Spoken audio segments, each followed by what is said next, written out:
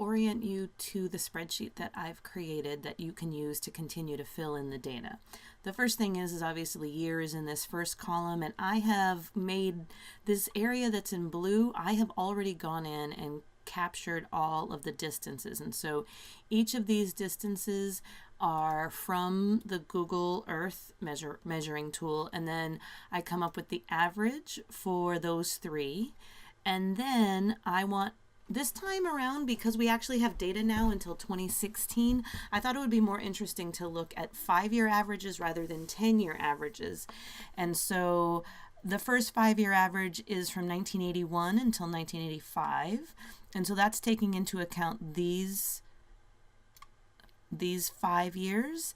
And then a standard deviation is the measure of how much variation there is around that mean. So the mean is 75.88 and there's 67.87 amount of variation. And that's because if you look, one of our numbers is 154 and one of our numbers is 1.2.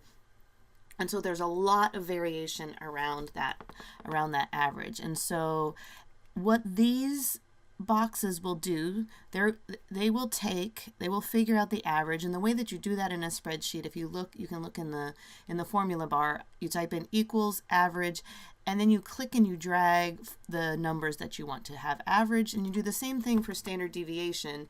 You say equals standard STDEV, and then you click and you drag for the numbers that you want to find the standard deviation of. I have then created over here a box that is going to lead into your graph. You have to have, in order for graphs to be built correctly in a spreadsheet, you have to have the data all together in a little bunch.